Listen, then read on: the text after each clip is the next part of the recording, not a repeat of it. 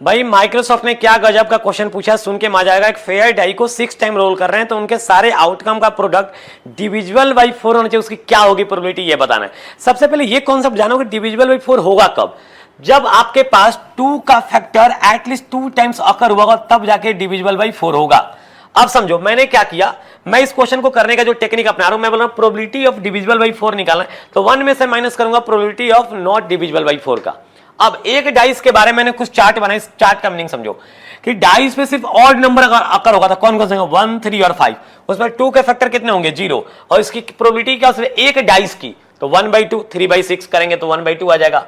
Single even का मतलब क्या है कि वैसे इवन नंबर जिसमें 2 का फैक्टर सिर्फ एक हो, वो कौन कौन हो सकता है 2 और 6, इसकी प्रोबेबिलिटी क्या होगी 1/3।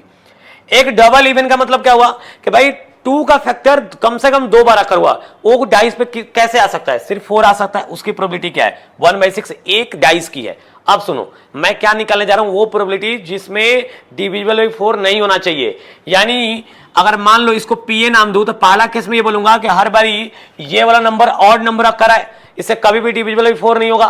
तो एक डाइस का प्रोबेबिलिटी 1/2 है, टोटल कितने बार इसको रोल करना है 6 टाइम्स, तो ये क्या हो जाएगा 1/64।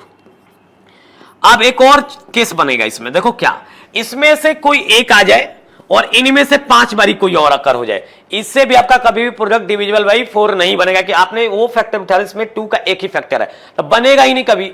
तो अब इसको बाइनोमियल डिस्ट्रीब्यूशन से कैसे करेंगे, हमको टोटल 6 बारी हमें क्या करना है, डाइस को रोल करना है, उसमें से एक ये वाला उठाना है, अब 5 ऊपर वाला, तो इसका क्या लगाएंगे 6C1, एक बारी आ जाए कौन सी प्रोबेबिलिटी, ये वाली आए, और बाकी टाइम्स कौन सी अकर हो, आपकी ये वाली अकर हो 5 बारी, और इसका जब निकालोगे कैलकुलेट करके तो ये जाएगा 1/16। आपका 4 से ना डिविजिबल होने की प्रोबेबिलिटी क्या निकल के आएगी, और दोनों का सम करोगे तो ये आ जाएगा आपका 5/64।